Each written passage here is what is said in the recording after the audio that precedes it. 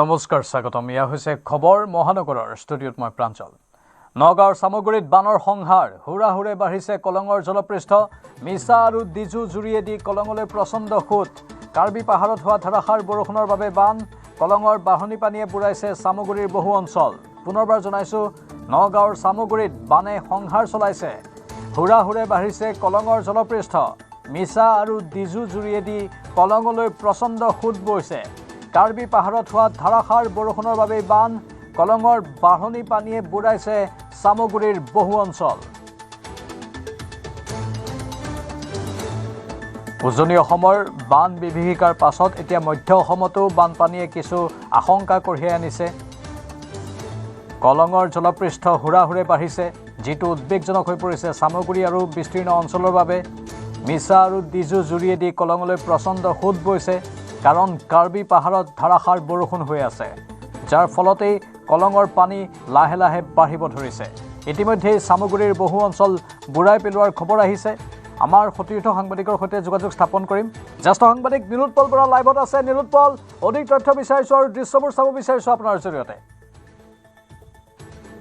নিশ্চয় নিশ্চয় নিশ্চয় আমি সেই দৃশ্যাংশ দেখুৱাম কিন্তু প্ৰথমে আমি আন এটা দৃশ্যাংশ দেখুৱাব বিচাৰিছো এয়া বৰ্তমান আমি য'ত উপস্থিত আছো সামগুৰিৰ যিখন স্লুইচ গেট আছে আৰু স্লুইচ গেট যে এই বাজিয়া গাঁৱলৈ অহা যোৱা কৰা যিখন দলং বৰ্তমান এই দলংখন যথেষ্ট বিপদসংকুল হৈ আছে মেটেকাই সম্পূৰ্ণৰূপে বুঢ়াই পেলাইছে আৰু মই দেখুৱাইছো এয়া চাওক এইখন দলঙৰ বৰ্তমান এটা মূৰ ইতিমধ্যে বহি গৈছে আৰু যিকোনো মুহূৰ্ততে এই দলংখন ভাঙি পৰিব পাৰে আৰু দলংখন যদি ভাঙি পৰে তেনেহ'লে কিন্তু বাজিয়া গাঁও বা এই অঞ্চললৈ যোৱা যে সামগুৰি মহাবিদ্যালয়লৈ যোৱা এই যোগাযোগ সম্পূৰ্ণ বিচ্ছিন্ন হৈ পৰিব ইতিমধ্যে আমি জনাইছো যে সামগুৰিৰ বিভিন্ন অঞ্চল বুঢ়াই পেলাইছে কনুৱামাৰী হওক বা বাজিয়া গাঁৱৰ বিভিন্ন অঞ্চল নৈ পৰীয়া যিসমূহ অঞ্চল আছে সকলো ইতিমধ্যে কলঙৰ পানীয়ে বুঢ়াইছে কিন্তু মোৰ লগত এগৰাকী স্থানীয় লোক আছে মই জানিবলৈ চেষ্টা কৰিম মেটেকা চাফা নকৰাৰ ফলত সামগুৰি যিখন স্লুইচ গেটৰ দলংখন যিকোনো মুহূৰ্তত ভাঙি যাব পাৰে এটা অংশ ইতিমধ্যে ভাঙি পৰিছে বহি গৈছে হয় আপোনাৰ এই মেটেকাখিনি প্ৰায় দুমাহ ধৰি ইয়াতে আছে চাওক তেওঁলোকে আগতেই অলপ চাব লাগে আমাৰ চক্ৰ বিষয়া মহোদয়ক মই ইয়াৰ পৰাই অৱগত কৰিছো তেওঁক কালিও অলৰেডি নিউজ হৈ গৈছে কিন্তু তেওঁলোকে এতিয়ালৈকে খবৰ পোৱা নাই এই চাওক আজি যদি এই দলংখন ভাঙি যায় তেতিয়াহ'লে 15খন গাঁৱৰ আপোনাৰ যাতায়াতৰ ক্ষেত্ৰত ব্যাহত হ'ব আৰু এই গোটেই অঞ্চলটো এতিয়াতো ডুবি আছে প্ৰায় একাঠো ডিঙিলৈকে গুৰিলৈকে পানী আছে প্ৰায় 127 নেশ্যনেল হাইৱে পাবলৈ আৰু 100 মিটাৰ নিলগত 127 নেশ্যনেল হাইৱে আছে তাত পাবগৈ লাষ্টত মানুহখিনি কি হ'ব কওক আজি তেওঁলোকে এইটো চাওক এইখিনি কুচৰি যদি তেওঁলোকে এখন JCB আনি লগাই দিয়ে বেছি নহয় 2 ঘণ্টা সময়ত সেইখিনি ওলাই যাব ওলাই যোৱাৰ লগে লগে চাওক এই উন্মুক্ত দলং এই দলংখনৰ এনেও অৱস্থা বেয়া এটা চাইড নাই কি আপোনালোকে যদি কেমেৰা অন কৰে এয়া দেখিব এক কোটে বহি গ'ল আৰু আগত সেইখিনিত এটা ডাঙৰ ফাট আছে আৰু এইপিনে চাওক এইপিনে সৰু সৰু বাচ্চা ডেইলি বৰালিগাঁও মজলীয়া বিদ্যালয়লৈ আহি থাকে ইপিনে কলেজলৈ আহি থাকে যদি নচেত কিবা এটা হৈ যায় তেতিয়াহ'লে মানুহখিনি কি হ'ব আজি চাওক আজি কোনে তাৰ দায়িত্ব ল'ব আমাৰ CM মহাশয় ইমানেই ভাল মানুহ তেখেতে ইমান তেওঁলোকৰ বিষয়াসকলে কিয় গুৰুত্ব নিদিয়ে তেওঁ আজি চাৰ্কুল অফিচাৰ চাই আহি পেলাই এইটো চাই পেলাই কিবা কিবি বাহ চাহ অলপ বান্ধি দিব পাৰে নহয় নে কি আমি সকলোৱে মিলি কৰিব লাগিব নেকি নে আপোনালোক নিলোপ আপুনি কওক আপুনি আহি পেলাই ইয়াত আমি কৰিম নেকি কওকচোন আমাৰতো জীৱনৰ পাণ আছে এই চাওক এই হাত যদি পানী যদি আমি ইয়াত চাওক এই দুহাত পানীত মানুহ পৰিবনে নপৰে কওকচোন আৰু পৰিলে মানুহ বাচিব নেকি ইয়াত নিশ্চয় মই দেখুৱাইছো চাওক একেবাৰে মেটেকাৰে সম্পূৰ্ণৰূপে বিপদসংকুল হৈ আছে এটা ঠাইৰ ইতিমধ্যে এটা চাইডৰ ৰেলিং সম্পূৰ্ণ ভাঙি গৈছে আৰু ৰাষ্ট্ৰীয় ঘাইপথ পাবলৈ মাত্ৰ 100 মিটাৰ বাকী আৰু যদি আজি যদি পানী বাঢ়ি থাকে তেনেহ'লে কিন্তু যিকোনো মুহূৰ্তত ৰাষ্ট্ৰীয় ঘাইপথলৈও পানী পাবগৈ পাৰে যথেষ্ট বৰ্তমান পানী বাঢ়ি আছে মই দেখুৱাইছো চাওক ইয়াক দলঙৰ অৱস্থা ইতিমধ্যে এই পথটো বা এই যি দলংখনৰ এই অংশ বহি গৈছে আৰু যথেষ্ট বিপদসংকুল হৈ আছে আৰু মই পুনৰ কৈছো যে এয়া হৈছে সামগুৰিৰ এয়া চাওক মই দেখুৱাইছো সম্পূৰ্ণৰূপে এইখন চাওক এইখন ফাটি মেলি আছে নিশ্চয় মই দেখুৱাইছো ইতিমধ্যে ফাট পেলিছে কেমেৰা হেৰি কৰিলে দেখিব মই দেখুৱাইছো মই সংশ্লিষ্ট কৰ্তৃপক্ষক দেখুৱাইছো সামগুৰি ৰাজহ চক্ৰ বিষয়াক বাৰে বাৰে কোৱাৰ পিছতো কোনো ধৰণৰ গুৰুত্ব দিয়া নাই আৰু এতিয়া ইতিমধ্যে ইয়াত ফাট মেলিছে যি স্লুইচ গেটৰ এয়া ইতিমধ্যে ফাটি গৈছে আৰু যে মেটেকাই যি প্ৰেছাৰ দি আছে যি হেঁচা দি আছে যিকোনো মুহূৰ্ততে ভাঙি যাব পাৰে যিকোনো মুহূৰ্ততে ভাঙিব পাৰে আৰু গোটেই জনজীৱনলৈ ভাবুকি আহিছে 15খনকৈ গাঁৱলৈ যোৱা সম্পূৰ্ণৰূপে যাতায়াত বন্ধ হৈ পৰিব আৰু বিশেষকৈ সামগুৰি মহাবিদ্যালয়লৈ অহা যি এইখন একমাত্ৰ দলং সম্পূৰ্ণ উন্মুক্ত দলং এই পথেৰে নিতৌ বহু ছাত্ৰ ছাত্ৰী অহা যোৱা কৰে আৰু এই দলংখন যদি ভাগি যায় তেনেহ'লে কিন্তু সম্পূৰ্ণৰূপে যি এই যাতায়াত ব্যাহত হৈ পৰিব আৰু যথেষ্ট ভয়ংকৰ এক পৰিস্থিতি। মই পুনৰ কৈছোঁ ইতিমধ্যে ফাট মেলিছে আৰু আজি নিশাৰ ভাগত যদি পুনৰ বৰষুণ আহে, যদি পুনৰ যদি পানীৰ সুত যদি বৃদ্ধি হয় তেনেহ'লে কিন্তু এই দলংখন যিকোনো মতে ভাগি যাব পাৰে। মই পুনৰ কৈছোঁ এয়া চাওক মেটেকাৰে ভৰি আছে। ইয়াৰ ফলত যথেষ্ট অসুবিধা হৈছে। পানী কলঙৰ এইফালে ওলাই যাব পৰা নাই। ফলশ্ৰুতিত হৈছে কি চামগুৰিৰ যি ৰাষ্ট্ৰীয় ঘাইপথ বুঢ়াই পেলোৱাৰ সম্ভাৱনা দেখা দিছে। এই মেটেকাখিনি চাফা নকৰিলে যিকোনো মুহূৰ্তত কিন্তু ৰাষ্ট্ৰীয় ঘাইপথেৰে পানী যাব পাৰে, তেতিয়া কিন্তু যথেষ্ট অসুবিধা হ'ব। গতিকে আমি এতিয়াও কৈছোঁ যে সৈতেও সময় থাকোঁতে যি এইখিনি চাফা কৰিব লাগে বা এই মেটেকাখিনি চাফা কৰি পানীখিনি ওলাই যোৱাৰ ব্যৱস্থা কৰিব লাগে। নহ'লে কিন্তু এই পানীয়ে কিন্তু ৰাষ্ট্ৰীয় ঘাইপথ যে নুবুৰাব তাৰ কোনো আমি নিশ্চয়তা নাইকিয়া। মই পুনৰ দেখুৱাইছোঁ, চাওক এয়া কলঙৰ পানী কিমান বাঢ়িছে। কলঙৰ পানী মই দেখুৱাইছোঁ। এয়া যি কাষৰীয়া কেইটামান মই দেখুৱাবলৈ চেষ্টা কৰিম। যি কলঙৰ যি পাৰত থকা ঘৰ, সেয়া ৰাষ্ট্ৰীয় ঘাইপথৰ কাষৰ সেইসমূহ ঘৰলৈ ইতিমধ্যে সেইসমূহ ঘৰৰ যি আধাত ইতিমধ্যে ডুবাই পেলাইছে। গতিকে মই চামগুৰি মূল চহৰৰ একেবাৰে ওচৰৰ পৰা দেখুৱাইছোঁ। ইয়াত এনেকুৱা পৰিস্থিতি যদি আমি চাওঁ কনুৱামাৰী বা বাজিয়াগাঁৱৰ বিভিন্ন অঞ্চল, আমনি বা যি ডিজু বস্তি, এইসমূহ অঞ্চল ইতিমধ্যে পানীয়ে বুঢ়াই পেলাইছে। আমি সেই অঞ্চলসমূহৰ পৰা আমি কিছু সময়ৰ পিছত পোনপটীয়া সম্প্ৰচাৰ কৰিম। কিন্তু মই এটা কথা ক'ব লাগিব যে কৰ্তৃপক্ষৰ হেমাহিৰ ফলত ইতিমধ্যে চামগুৰিৰ যিখন ফুটব্ৰিজ সেইখন ভাঙি যোৱাৰ সম্ভাৱনা দেখা দিছে। ফুটব্ৰিজ নহয়, এই পথেৰে গাড়ীও অহা যোৱা কৰে আৰু এই দলংখন ভাঙি গ'লে 15খনকৈ গাঁৱৰ অহা যোৱা সম্পূৰ্ণ বন্ধ হৈ পৰিব। ইতিমধ্যে যথেষ্ট জৰাজীৰ্ণ অৱস্থাত এখন দলং আছে, দুয়ো কাষৰ ৰেলিং ভাঙি গৈছে আৰু এতিয়া মেটেকাই হেঁচা দি থকাৰ ফলত প্ৰাঞ্জল এটা কথা ক'ব লাগিব যে এটা দিশত ফাট মেলিছে আৰু এয়া কিন্তু যথেষ্ট ভয়ংকৰ এক লক্ষণ। প্ৰাঞ্জল, নিশ্চয় নীলোৎপল, ভয়ংকৰ লক্ষণ আৰু সামগ্ৰিকভাৱে স্থানীয় লোকসকলো এতিয়া আতংকিত হৈছে বিষয়টোক লৈ। আমি আপোনাৰ পৰা অধিক তথ্য পৰৱৰ্তী সময়তো বিচাৰিম আৰু বহু দৃশ্য যিহেতু আছে আপুনি দেখুৱাব, সেইখিনি পৰৱৰ্তী সময়ত আপোনাৰ জৰিয়তে চাবলৈ চেষ্টা কৰিম। এই মুহূৰ্তত ধন্যবাদ জ্ঞাপন কৰিছোঁ।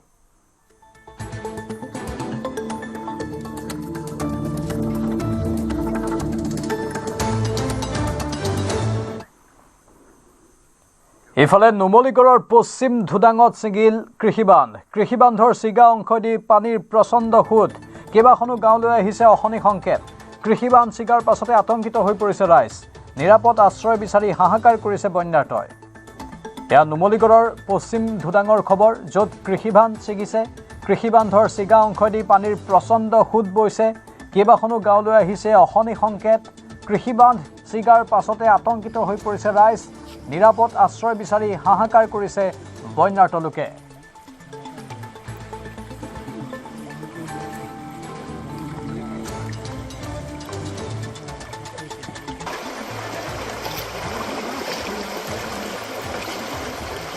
আমাৰ সতীৰ্থ প্ৰণৱজ্যোতি শইকীয়া আছে ফোন লাইনত। প্ৰণৱ, শেহতীয়া আপডেট কি আছে আপোনাৰ লগত?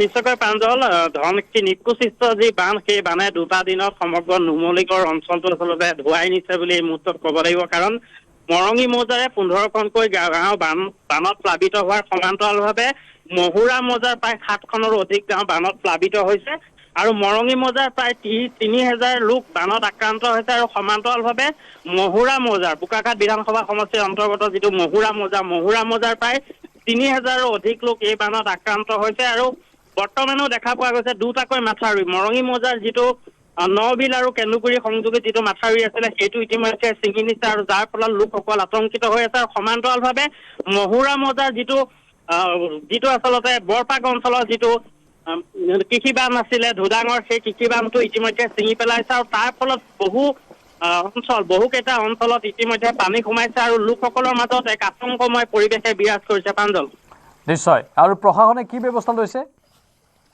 নিশ্চয়কৈ প্ৰশাসনে দেখা পোৱা গৈছিলে, কালিৰ দিনটোতো দেখা পোৱা গৈছিলে, আজিৰ দিনটোতো দেখা পোৱা গৈছে। প্ৰশাসনে যিহেতু 4টাকৈ ইতিমধ্যে বান্ধ শিবিৰ স্থাপন কৰিছে আৰু সমান্তৰালভাৱে তেওঁলোকে উদ্ধাৰ অভিযানো অব্যাহত ৰাখিছে। কিন্তু মৰঙী অঞ্চলটোত দেখা পোৱা গৈছে যে প্ৰশাসনৰ আচলতে কোনো SDRF বা NDRFে কোনো ধৰণৰ উদ্ধাৰ অভিযান চলোৱা নাই। নুমলীগড় শোধনাগাৰৰ কেইখনমান যি নাও ৰাইজক প্ৰদান কৰিছিলে, সেই নাওৰে আচলতে স্থানীয় যিসকল জনপ্ৰতিনিধি আছে তেওঁলোকে উদ্ধাৰ অভিযান অব্যাহত ৰাখিছে। কিন্তু এতিয়াও প্ৰাঞ্জল, এটা কথা ক'ব লাগিব, এতিয়াও দেখা পোৱা গৈছে মৰঙী মৌজাৰ বহু লোক আচলতে পানীৰ মাজত আবদ্ধ হৈ আছে, তাত ৰোগী আছে। কিন্তু বৰ্তমানলৈকে প্ৰশাসনে আচলতে যেনেদৰে ব্যৱস্থা গ্ৰহণ কৰিব লাগিছিল কিন্তু তেনেদৰে ব্যৱস্থা গ্ৰহণ নকৰাৰ অভিযোগ। নিশাৰ ভাগলৈ পানী বহাৰ আশংকা প্ৰণৱজ্যোতি চমুকৈ জানিব বিচাৰিছোঁ, আছে নেকি?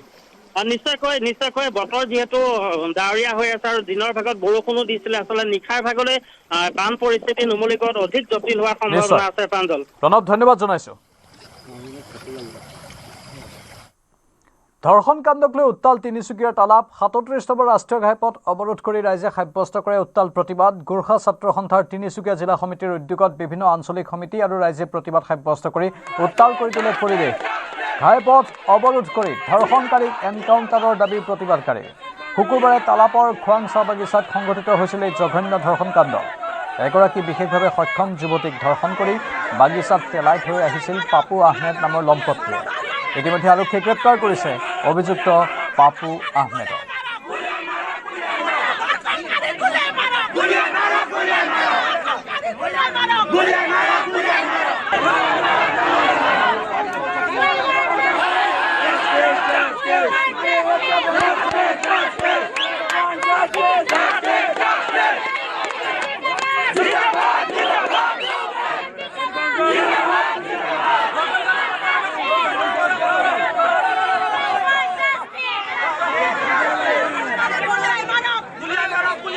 পাপু আহমেদ বুলি যিজন ব্যক্তিয়ে আমাৰ এই বাগিচাৰ ছোৱালী এজনীক যেনেধৰণে ধৰ্ষণ কৰি তেখেতে প্ৰাণে মৰাৰ যিটো মানে চেষ্টা কৰিছিলে, সেই সময়তে বাগিচাৰ যিবিলাক আমাৰ কৰ্মৰত শ্ৰমিক আছে তেখেতকে প্ৰত্যক্ষ কৰিলে আৰু প্ৰত্যক্ষ কৰাৰ লগে লগে আমাক খবৰ দিয়াৰ লগে লগে পুলিচ প্ৰশাসন আহিলে আৰু লগে লগে তেখেতক কৰায়ত্ব কৰিলে।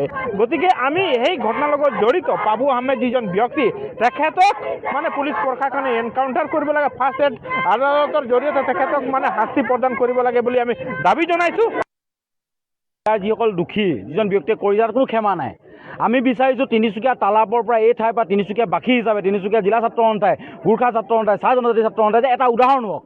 কোনোবাই যদি ধৰ্ষণ কৰা বাদ দিয়ক, ধৰ্ষণৰ কথা চিন্তাও যদি কৰে, কোনোবাই যদি ভগ্নীৰ প্ৰতি, কোনোবাই যদি আইৰ প্ৰতি যদি বেয়া চকু ৰাখিবলৈ চিন্তাও কৰে মনত, তেওঁ যাতে ভয়ত বুকু কঁপি উঠে এনেকুৱা এটা উদাহৰণ আমি তিনিচুকীয়া বিচাৰিছোঁ। ধৰ্ষণৰ কথা নাৰী জাতিক সন্মান কৰিব নোৱাৰে যদি কোনোবাই চিন্তা ৰাখে, তেওঁৰ লগত কি ব্যৱস্থা হয়, তেওঁ কি পৰ্যায়লৈকে যাব লাগে, সেই ব্যৱস্থা আমি বিচাৰিছোঁ। আজি আমি কাৰো হত্যা কথা ক'বলৈ নোখোজোঁ, কিন্তু আজি এই পৰিৱেশে বিচাৰিছে সেই পৰিয়ালক, সেই ৰাইজক সান্তনা দিবলৈ আমি লজ্জিত। তেওঁ কিজান জীৱনটো কাঢ়ি নিলেহে কিজান তিনিচুকীয়াবাসী অলপ সন্মানে জীয়াই থাকিব পাৰিব, নহ'লে যদি প্ৰশাসনে নোৱাৰে, ৰাইজে নিজে হাত উজাৰি কাম কৰিবলৈ ব্যস্ত হৈছে। আৰু এটাই কথা আমি কৈ দিব বিচাৰিছোঁ, হাতীৰ দাঁতসহ 2 দুৰ্ধৰ্ষ চোৰাং চিকাৰীক গ্ৰেপ্তাৰ। তামোলপুৰত STFৰ অভিযানত গ্ৰেপ্তাৰ চোৰাং চিকাৰী ধৃত গোবহম বসুমতাৰী আৰু সদমা বসুমতাৰী। হাতীৰ দাঁত বিক্ৰীৰ পৰিকল্পনা কৰাৰ সময়তে দুয়োকে গ্ৰেপ্তাৰ কৰা হয়। STFৰ অভিযানত উদ্ধাৰ 2টা হাতীৰ দাঁত। 6 লাখ টকাত বিক্ৰীৰ পৰিকল্পনা কৰিছিল হাতীৰ দাঁত 2টা।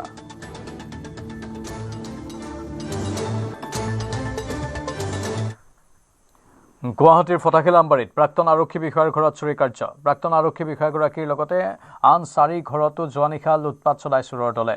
ফটাখিলামবাৰী থানাৰ অধীনৰ সনাতন নামঘৰ পথত চোৰে চলাই চাফাই অভিযান। গৃহস্থ ঘৰত শুই থকা অৱস্থাতে গভাইত চোৰে চলাই লুটপাট। মৰ সাহসী চোৰে শুৱাপাতিত থকা এগৰাকী মহিলাৰ কাণ ফুলি খুলি চুৰ কৰিবলৈ লওঁতেই পোহৰলৈ আহে এই চুৰি কাৰ্যৰ ঘটনা। পথটোৰ গৃহ নম্বৰ 12 আৰু 13ত লুটপাট চলাই চোৰে। 12 নম্বৰ ঘৰৰ গৰাকী দামোদৰ শৰ্মা এজন প্ৰাক্তন আৰক্ষী বিষয়া। প্ৰাক্তন আৰক্ষী বিষয়াগৰাকীৰ 3জন ভাড়াতীয়াৰ ঘৰতো চোৰে চলালে উপদ্ৰৱ। চোৰে লুটপাট চলোৱা 13 নম্বৰ ঘৰৰ গৰাকীৰ নাম স্মিতা ৰেখা দৈমাৰী। চোৰৰ দলটোৱে লুটি নিয়ে 5টা মোবাইল ফোন, নগদ ধন, সোণৰ অলংকাৰকে ধৰি ভিন্ন সা সামগ্ৰী। চুৰি কাৰ্য সংঘটিত কৰি বাহিৰৰ পৰা দৰ্জাত ৰছীৰে বান্ধি উধাও হয় চোৰৰ দলটো। ৰাতি আহিছে চোৰে, আমিতো গম নাপাওঁ। আৰু তাৰপিছত মানে 2 ঘৰৰ মানে আগতে প্ৰথমতে 2 ঘৰৰ নিছে, এক ঘৰৰ নিছে মানে মানি বেগ নিছে, মোবাইলটো নিছে, বিছনা চাদৰ আৰু স্পৰ্টিং এটা নিছে। আৰু নেক্সট ঘৰৰ মানে সেইটোতো মানে মানি বেগ নিয়া নাই, মোবাইলটো নিছে। আৰু এটা ৰুমৰ পৰা মানি বেগ নিছে, অলপ পইচা লৈছে আৰু 2টা মোবাইল আৰু কাণফুলি নিছে। নিয়াৰ পিছত যেতিয়া মাইকীটোৰ গলত মানে কাণফুলি আৰু গলত মানে ধৰিব খুজিছে, তেতিয়া মাইকীটো সাৰি পাই পেলাই চিঞৰ বাখৰ লগাই দিলে। কিন্তু প্ৰত্যেকটা ঘৰতে তাৰমানে বাহিৰৰ পৰা মানে কাপোৰেদি বান্ধি লৈছে। গুৱাহাটী মহানগৰীত নাহৰ ফুটুকীৰ মুক্ত বিচৰণ। মোবাইলৰ কেমেৰাত বন্দী নাহৰ ফুটুকীৰ বিচৰণৰ দৃশ্য। নীলাচল পাহাৰত একাংশই দেখা পায় এই নাহৰ ফুটুকীটো। কামাখ্যা মন্দিৰৰ কাষতে এই দৃশ্য বন্দী হ'ল কেমেৰাত। খাদ্যৰ সন্ধানত নাহৰ ফুটুকিটো ওলাই অহাৰ সন্দেহ কৰা হৈছে। উল্লেখযোগ্য যে সেই অঞ্চলটোৰ আশে পাশে বিভিন্ন সময়ত নাহৰ ফুটুকিৰ উপস্থিতি পোৱা গৈছে। আনকি মালিগাঁও ৰেলৱে কলনীটো বহুবাৰ নাহৰ ফুটুকিয়ে বিচৰণ কৰিছে, আতংকিত কৰিছে স্থানীয় লোকসকলক। আৰু কামাখ্যা পাহাৰত, নীলাচলৰ পাহাৰত এনেও নাহৰ ফুটুকি বা বাঘৰ বিচৰণৰ খবৰ বিভিন্ন সময়ত আহি থাকে। পুনৰ এবাৰ এই নাহৰ ফুটুকিটো কেমেৰাত বন্দী হৈছে। নীলাচল পাহাৰত এয়া একাংশই বাঘটো বা নাহৰ ফুটুকিটোক দেখা পোৱাৰ কথা উল্লেখ কৰিছে আৰু দৃশ্যবোৰ দেখিবলৈ পোৱা গৈছে। কামাখ্যা মন্দিৰৰ কাষতেই এই দৃশ্য বন্দী হৈছে কেমেৰাত।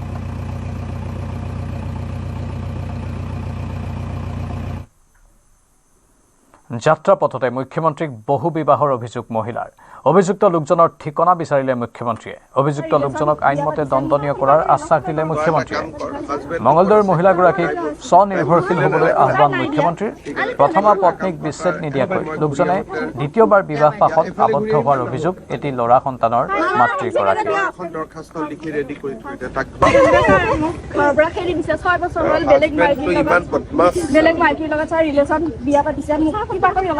তই এটা কাম কৰ, হাজবেণ্ডটো ক'ত আছে এতিয়া? ডাইভোৰ্চ দিলে নে নাই? তই এটা কাম কৰ, তাৰ মই ঘূৰি আহোঁতে এফালে ঘূৰি আহিম নে নাহো? এখন দৰখাস্ত লিখি ৰেডি কৰি থৈ দে, তাক ধৰি আনিব লাগিব। কিন্তু তই পঢ়া শুনা কৰি আছ নে নাই? তই এতিয়াতো আকৌ পঢ়া শুনা একো নাই, তোৰ বয়স আছে, তই কিবা এটা হাতৰ কাম আৰম্ভ কৰ, বুজিলি মা? আৰু তাক মাৰাটো ঠিকছে মাৰিম, তই গম পাবি। তই খালি এতিয়া মোক এড্ৰেছটো ইমান বদমাছ। তই এটা কাম কৰ, হাজবেণ্ডটো ক'ত আছে এতিয়া? ডাইভোৰ্চ দিলে নে নাই? তই এটা কাম কৰ, তাৰ মই ঘূৰি আহোঁতে এফালে ঘূৰি আহিম নে নাহো? এখন দৰখাস্ত লিখি ৰেডি কৰি থৈ দে, তাক ধৰি আনিব লাগিব। কিন্তু তই পঢ়া শুনা কৰি আছ নে নাই? তই এতিয়াতো আকৌ পঢ়া শুনা একো নাই, তোৰ বয়স আছে, তই কিবা এটা হাতৰ কাম আৰম্ভ কৰ, বুজিলি মা? আৰু তাক মাৰাটো ঠিকছে মাৰিম, তই গম পাবি। তই খালি এতিয়া মোক এড্ৰেছটো মঙলদৈত বান পৰিস্থিতিৰ বুজ ল'লে মুখ্যমন্ত্ৰী হিমন্ত বিশ্ব শৰ্মাই। বেঙাবৰা গাঁৱত মুখ্যমন্ত্ৰীয়ে পৰিদৰ্শন কৰিলে নোৱা নৈৰ পশ্চিম পাৰৰ বানেচিগা মথাউৰি।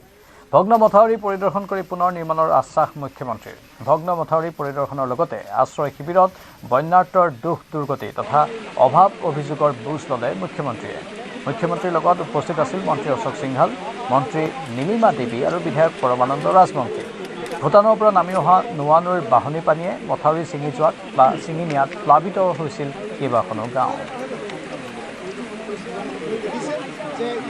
আজি নোৱা নদীৰ পানীয়ে আমাৰ মথাউৰিটো ভাঙি লৈ যায়, ৰাইজৰ যথেষ্ট অসুবিধা হৈছে।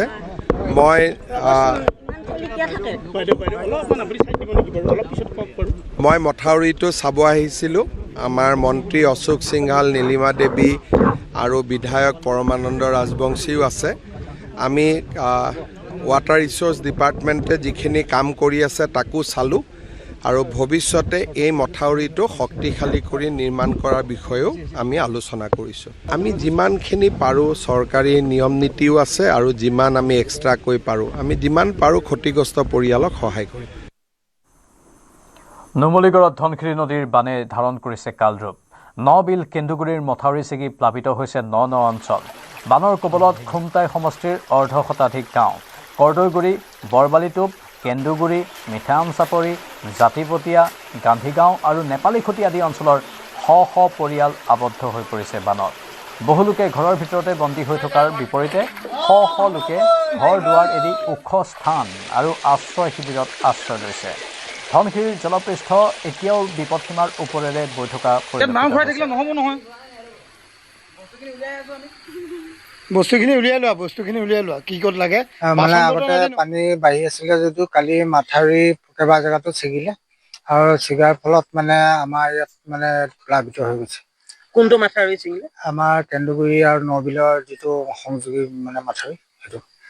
এতিয়া আপোনালোক ক'ত আছে? আমি এতিয়া স্কুলতে আছো, মানে আহিলো অকণমান চাবলৈ।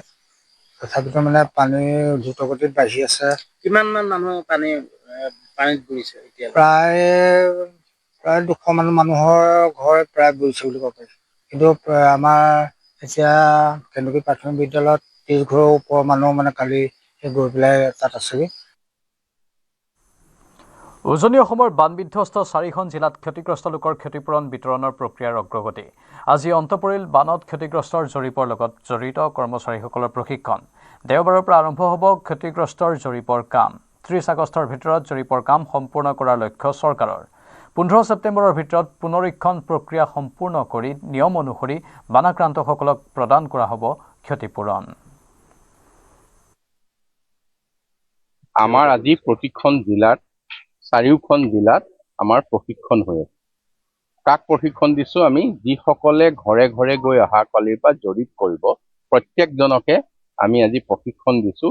অহাকালিৰ পৰা জৰীপ আৰম্ভ হ'ব আৰু 30 আগষ্টৰ ভিতৰত এই জৰীপ সম্পূৰ্ণ হ'ব। তেখেতসকলে যিখিনি তথ্য সংগ্ৰহ কৰি আনে সেই তথ্যখিনিৰ ভিত্তিত আমি পৰ্যায়ক্ৰমে যি আমাৰ নিয়ম অনুসৰি চাৰ্কুল পৰ্যায়ত, জিলা পৰ্যায়ত আৰু ৰাজ্যিক পৰ্যায়ত যি কমিটি আছে তেওঁলোকে এই গোটেই কথাখিনি চূড়ান্ত ৰূপ দিব আৰু আমি ভাবিছোঁ 30 আগষ্টৰ ভিতৰত এইখিনি হোৱাৰ পিছত আৰু 15 দিন আমি ধৰি লৈছোঁ পুনৰীক্ষণ কৰিবৰ কাৰণে। তাৰ পিছতে আমি সকলোকে সাহায্য আগবঢ়াব পাৰিম। সাহায্য স্তৰবিলাক এনেকুৱাই যে কাৰোবাৰ যদি সম্পূৰ্ণ ঘৰ উটি গৈছে তাৰ কাৰণে এটা পইচাৰ নিৰিখ আছে, গৰু গৈছে যদি গৈছে বা অন্য যি সা সম্পত্তিৰ ওপৰত বেলেগ বেলেগ যিটো চৰকাৰী নিৰিখ সেইমতে তেওঁলোকে পাব। বান বিধ্বস্ত শিৱসাগৰত বন্যাৰ্তক বিভিন্ন প্ৰকাৰে সহায়ৰ বাবে আগবাঢ়ি আহিছে বিভিন্ন দল সংগঠন তথা ব্যক্তিবিশেষ। শিৱসাগৰৰ বন্যাৰ্তক ঘৰ সাজি সকাহ দিয়াৰ চেষ্টা আচুৰ। টিনপাত, বাঁহ, তৰ্জা বেৰ লৈ শিৱসাগৰলৈ আহিল লখিমপুৰ জিলা ছাত্ৰ সন্থাৰ এটা দল। প্ৰথম পৰ্যায়ত লখিমপুৰ জিলা ছাত্ৰ সন্থাই বানপীড়িতৰ বাবে নিৰ্মাণ কৰিব 10টা বাসগৃহ। ডিমৌ সমষ্টিৰ লোণপুৰীয়াৰ পৰা আৰম্ভ কৰিছে ঘৰ নিৰ্মাণৰ কাম। শিৱসাগৰ চৰাইদেউত পানী শুকাল, পলসবোৰো শুকাইছে। এতিয়া ঘৰ দুৱাৰ ভাঙি নিয়া মানুহবোৰক প্ৰয়োজন অকণমান থাকিবলৈ ঠাই, অৰ্থাৎ এখন ঘৰৰ প্ৰয়োজন। আৰু এইবাৰ সদৌ অসম ছাত্ৰ সন্থা ওলাই আহিছে। সদৌ অসম ছাত্ৰ সন্থাই এই শিৱসাগৰ চৰাইদেউত কেইবাটাও ঘৰ বনাবলৈ তেওঁলোকে আৰম্ভ কৰিছে। আমি ডিমৌ বিধানসভা সমষ্টিৰ লোণপুৰীয়াত আছোঁ। লোণপুৰীয়াৰ এটা দৃশ্য দেখুৱাম। এয়া ঘৰ বনোৱা কাম আৰম্ভ হৈছে আৰু এই গোটেই কামটো আৰম্ভ কৰিছে সদৌ অসম ছাত্ৰ সন্থাই। লখিমপুৰ জিলা ছাত্ৰ সন্থাৰ তেওঁলোকৰ এটা দল আহিছে, লগতে তেওঁলোকৰ লখিমপুৰৰ কেইবাজনো লোক আহিছে তেওঁলোকে শ্ৰমদান কৰিবলৈ। সদৌ অসম লখিমপুৰ জিলা ছাত্ৰ সন্থাই সম্পূৰ্ণৰূপে বেৰ, টিনপাত সকলোখিনি তেওঁলোকে বনাই লৈ আহিছে আৰু আজিৰ দিনটোত তেওঁলোকে 5টা ঘৰ বনোৱাৰ লক্ষ্য এই মুহূৰ্তত বান্ধি লৈছে। এয়া দেখিছে, এয়া কাম আৰম্ভ হৈ গৈছে। তেওঁলোকে বেৰ লৈ আহিছে, সকলোখিনি এটা ঘৰ বনাবলৈ যিখিনি লাগে তেওঁলোকে সকলোখিনি ৰেডিমেডভাৱে লৈ আহিছে। হয়, আচলতে পোনপ্ৰথমতে এটা কথা ক'ব বিচাৰিছোঁ। শেহতীয়াকৈ উজনি অসমৰ শিৱসাগৰ, চৰাইদেউ আৰু যোৰহাটত যি প্ৰলয়ংকাৰী বানপানীৰ সৃষ্টি হ'ল, এই বানপানীৰ ফলত যি তাণ্ডৱ সৃষ্টি হ'ল, এই বানপানীয়ে বহুতো মানুহৰ জীৱন কাঢ়ি লৈ গ'ল, বহুতো পশুকুল ধ্বংস হ'ল। আমাৰ ছাত্ৰ ছাত্ৰীসকলৰ প্ৰধান অলংকাৰ, পাঠ্যপুথিসমূহ অনিষ্ট হ'ল।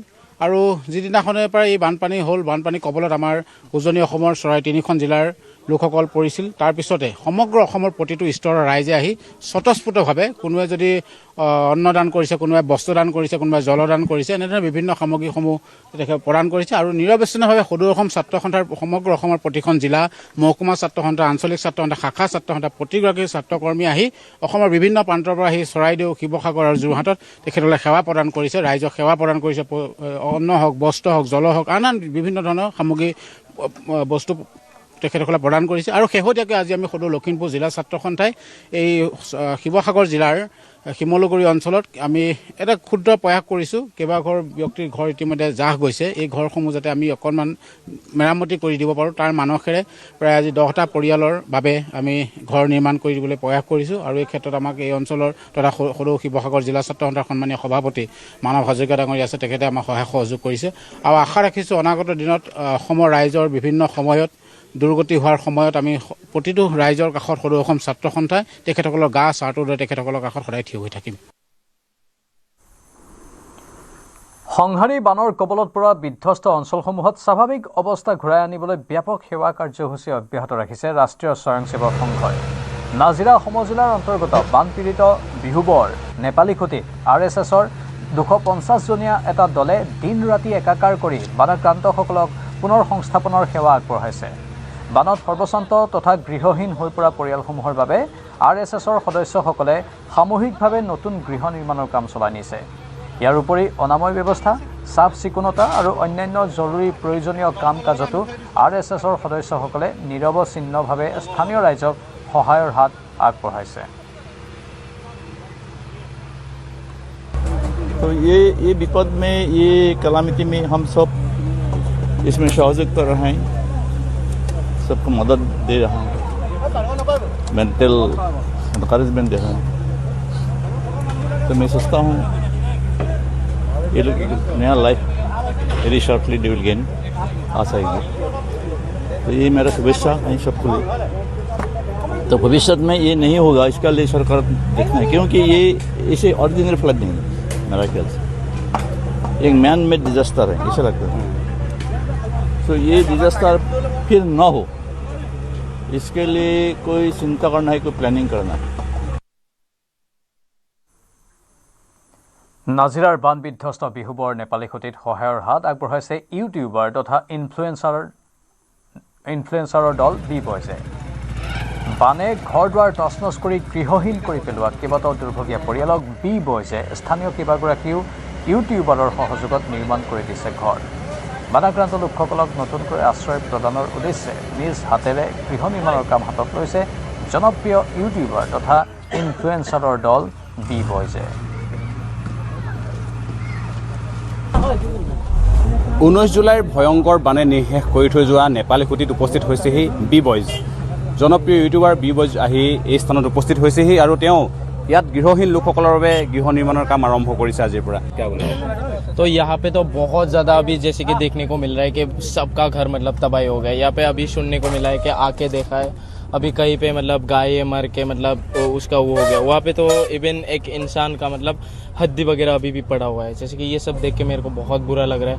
अब यहाँ पे घर कहाँ पे बना हुआ था यहाँ के लोगों को खुद पता नहीं है। यहाँ पे खुद के मतलब गाय वगैरह को बचाने की कोशिश बहुत किया गया था, लोग मतलब बचा नहीं पाए। अभी जब जितने भी मैं लोकल लोगों से यहाँ पे बात की एंड मेरी तरफ से जितना भी हो सकता है, जो भी हो पा रहा है, मैं अभी यहाँ पे आए हैं और लोगों को थोड़ा बहुत मेरे दिल से मैं सपोर्ट करने आए हैं यहाँ पे। एंड देन वही है, अभी देख के ये सब देख के बहुत बुरा लग रहा है। जैसे कि लोग भी दूर दूर से आके सपोर्ट कर रहे हैं, वो सब देख के भी मुझे बहुत अच्छा लग रहा है। एंड इवन बाहर स्टेट से भी लोग आके हेल्प कर रहे हैं यहाँ पे। एंड देन मुझे बहुत अच्छा लग रहा है वो सब देख के। यहाँ में कितना घर बनाएगा? यहाँ पे अभी भाई हैं मेरे, मैं इन लोगों को मतलब बनाने के लिए थोड़ा बहुत सपोर्ट किया है।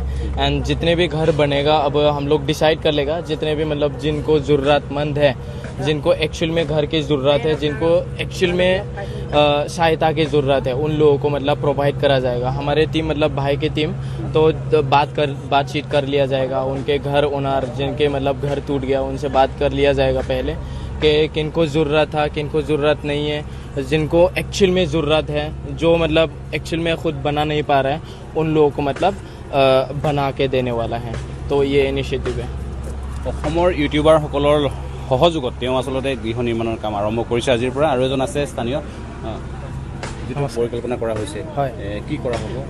চাওক, আমি আচলতে যোৱা আমি 15 দিনৰ পৰা ফ্লাড ৰিলিফ দি আছোঁ। তাত আমি বহুতখিনি মানুহক মানে খাব পৰা মানে ভালকৈ থাকিব পৰা অৱস্থা কৰি থৈ আহিছোঁ। ঘৰ বনোৱা নাই, কিন্তু খোৱা বোৱা সামগ্ৰীখিনি আমি জমা দি থৈ আহিছোঁ মানুহৰ হাতত, যিহেতু তেওঁলোকে বৰ্তমান ঠিকে আছে। আৰু এতিয়া নেপালী খুঁটিত যেতিয়া আমি সোমাইছোঁ দেখিছোঁ ইয়াত খোৱা বোৱা সামগ্ৰী বহুত আছে, কিন্তু মানুহৰ ঘৰৰ অভাৱ। গতিকে যিহেতু আমাৰ হাততো ইমান পইচা পাতি নাই, যিমানখিনি আমাৰ ফাণ্ড আছিলে। আৰু বাকী আজি এই ভাই সহায় কৰিছে, কালি আমাৰ পুলক দাই অলপ দি থৈ গৈছে। তেনেকৈ বহুতখিনি ইউটিউবাৰ্ছে লগ লাগি অলপ পইচা কালেক্ট কৰি দিছিলে মোক, যিখিনি পইচা মোৰ হাতত আছে। আৰু বাঁহ পেলাই থৈ দিছোঁ, অকণমান আগত চালে দেখিব বাঁহ আছে, টিং লৈ থৈ দিছে মৰাণত কৌশিক দা বুলি দাদা এজনে টিঙো বহুতখিনি লৈ থৈ দিছে। গতিকে সেনেকৈ যিখিনি মানুহে সহায় কৰিছে, বাকী বস্তু গোটেইখিনি আনি মানুহ লগত লৈ আনিম। আৰু যিমান পাৰোঁ চাওঁ কেইখন ঘৰ বনাব পাৰোঁ, কিন্তু যিমানকেইটা ঘৰ বনাম অকণমান ষ্ট্ৰংকৈ বনাম, ভালকৈ বনাম। বাকী যি হয় দেখা যাব।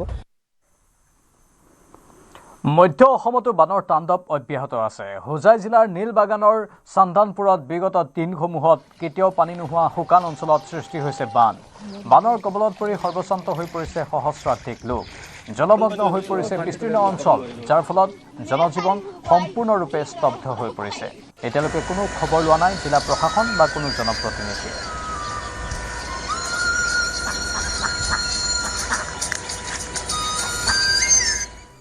মোৰ ঘৰত আজি 3-4 দিন হৈ গ'ল ইয়াত বানপানী হৈ পেলাই মোৰ বহুত ক্ষতিগ্ৰস্ত হৈ গ'ল আৰু লগত ল'ৰা ছোৱালীক লৈ যে মই খাম এইটো মোৰ সুবিধা নাই। আৰু ইয়াত মানে ৰাতিপুৱাৰ পৰা মানে ইমান মানে বানপানী হৈছে, মানে ল'ৰা ছোৱালী ঘৰৰ পৰা ওলাব পৰা নাই, গৰু ছাগলী কুকুৰা মানে সকলো মানে আবদ্ধ হৈ আছে ঘৰৰ ভিতৰত। আৰু এটা কথা যে আমাৰ মানে এই কৃষক যে খেতি যে এই খেতি সকলো মানে পানীৰ তলত ডুব গৈছে আৰু পুখুৰীৰ মাছবিলাক মানে সকলো মানে ওলাই গৈছে। মানে ইমান বানপানী হৈছে কেতিয়ালৈকে হোৱা নাই। নীলবাগান জিপি 1 নং আৰু 10 নং এই ইয়াত মানে ইমান হেৰি হৈছে আৰু বানু মানে হ'ব আৰু 500-700 মানুহ হৈ যাব। বানপীড়িতলৈ লুৰিণজ্যোতি গগৈৰ কঠীয়া যোগান মিছন অব্যাহত আছে। উজনি অসমত বানৰ সংহাৰৰ পিছত দুৰ্দশাত ভোগা কৃষকৰ কাষত থিয় দিছে অসম জাতীয় পৰিষদৰ সভাপতি লুৰিণজ্যোতি গগৈ। টিংখাঙৰ ঔগুৰি ধমনৰ পথাৰত প্ৰায় 50গৰাকী মহিলাৰ সৈতে কঠীয়া তুলিবলৈ পথাৰত নামিছে খুদ লুৰিণজ্যোতি গগৈ। বানপীড়িতক 1 লাখ ফেৰা কঠীয়া যোগান ধৰাৰ লক্ষ্য নিৰ্ধাৰণ কৰিছে দলটোৱে।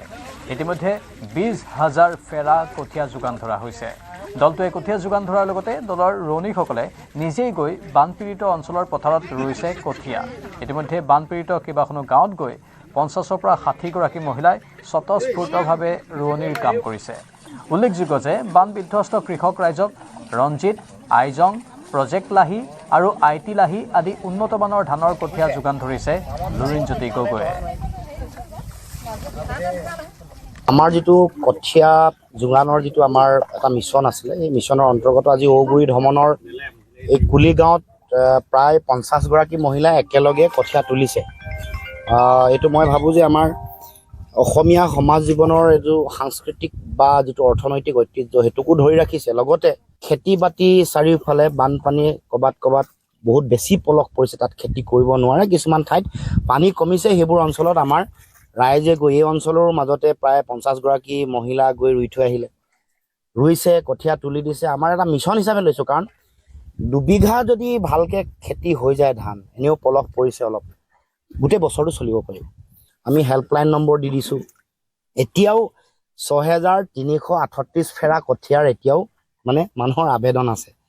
আমি ধুনীয়াকৈ ৰেজিষ্টাৰ মেইনটেইন কৰিছোঁ। আমাৰ দুগৰাকী মানুহে ফোন কল ৰিচিভ কৰে, তেওঁলোকে আগতে যোনে ফোন কৰিছে তেওঁলোকৰ নাম লিখি ৰাখে। আমি যিমান পাৰিছোঁ, ইয়াৰ আগতে আমি 20,000 ফেৰা দিলোঁ। আমাৰ লক্ষ্য 1 লাখ ফেৰা। বানৰ বুজ ল'বলৈ গৈ মুখ্যমন্ত্ৰীৰ লং জাপ। মঙলদৈত বানৰ বুজ লৈ থকাৰ সময়তে মুখ্যমন্ত্ৰীয়ে দিলে এই লং জাপ। ইফালে মুখ্যমন্ত্ৰীৰ সৈতে কথা পাতি থাকোঁতেই ভগ্ন মথাউৰিৰ মাটি খহি নিমিষতে মুখ্যমন্ত্ৰীৰ কাষ পালে এজন লোক।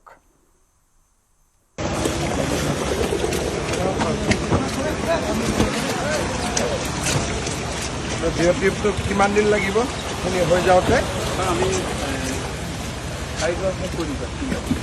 4 দিনত শেষ হৈ যাব।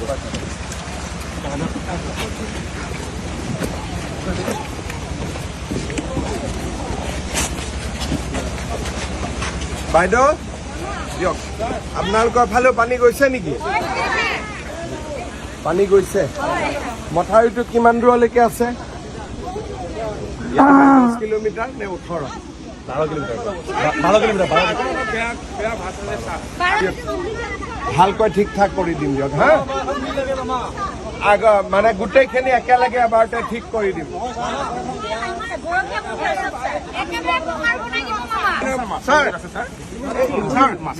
আমাৰ এটা আগত টাৰ্ণিং এটা আছে গৰখীয়া মন্দিৰৰ ওচৰত, সেইটো আমাৰ অতি মানে ভয় লগা। এজনে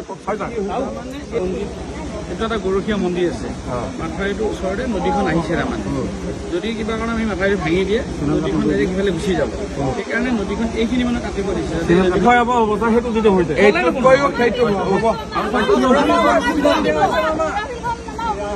কোনটো? আচ্ছা, দৌৰা ফিল্ড নাই। হ'ব দে, মই আহিছোঁ যেতিয়া কামখিনি কৰাই দিম দে।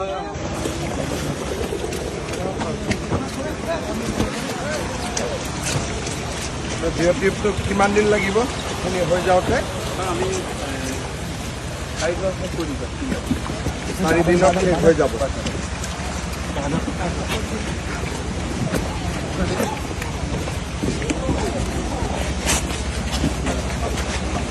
বাইদেউ দিয়ক, আপোনালোকৰ ফালেও পানী গৈছে নেকি?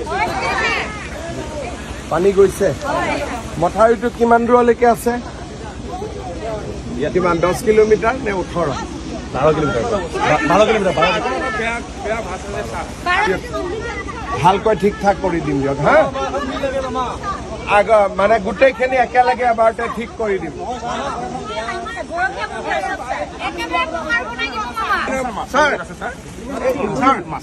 আমাৰ এটা আগত প্লানিং এটা আছে গৰখীয়া মন্দিৰৰ ওচৰত, সেইটো আমাৰ অতি মানে ভয় লগা এজনে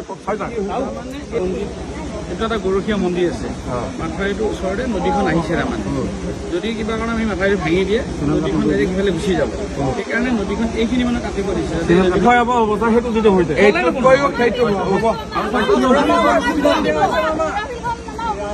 কোনটো? আচ্ছা দৌৰা ফিল্ড নাই, হ'ব দে মই আহিছো যেতিয়া কামখিনি কৰাই দিম। নুমলীগড়ত ক্ৰমাৎ জটিল হৈছে বান পৰিস্থিতি। নবিল কেন্দুগুৰিত মথাউৰি ছিগি প্লাবিত হৈছে কেইবাখনো গাঁও।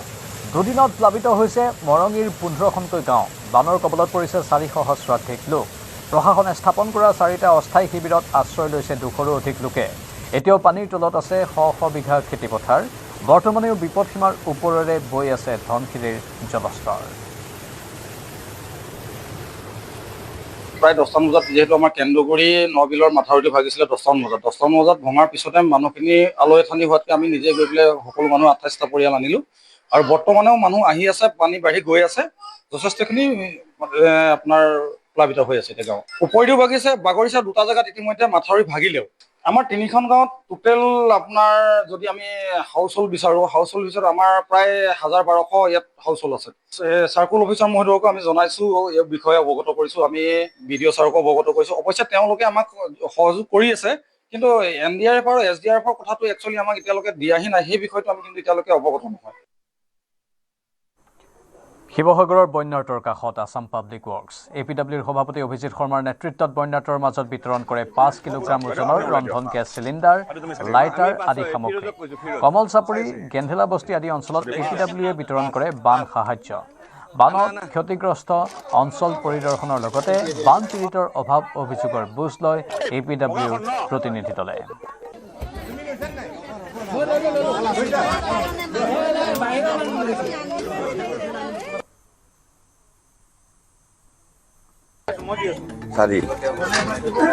বাইদেউ আপুনি ওলাই দিয়ক। তুমি চাই থাকিবা, আমি পাছ ফিৰোজক কৈছো, ফিৰোজ চাই আছে। আনা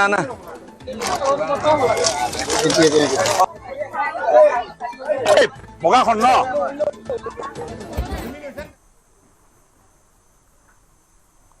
ৰাজ্যত 98 জনলৈ বৃদ্ধি পাইছে বানত মৃতকৰ সংখ্যা। জলপ্ৰলয়ত বিধ্বস্ত শিৱসাগৰ আৰু চৰাইদেউৰ বহু ঠাইত এতিয়াও ঘূৰি অহা নাই স্বাভাৱিক পৰিৱেশ। বৰ্তমানেও আশ্ৰয় শিবিৰত দুৰ্বিষহ জীৱন নিৰ্বাহ কৰি আছে বহু বানপীড়িত লোকে। ৰাজ্যত বৰ্তমানেও আছে 73টা চৰকাৰী আশ্ৰয় শিবিৰ। শিৱসাগৰৰ 28টা চৰকাৰী শিবিৰত আশ্ৰয় লৈ আছে বানপীড়িত লোকে।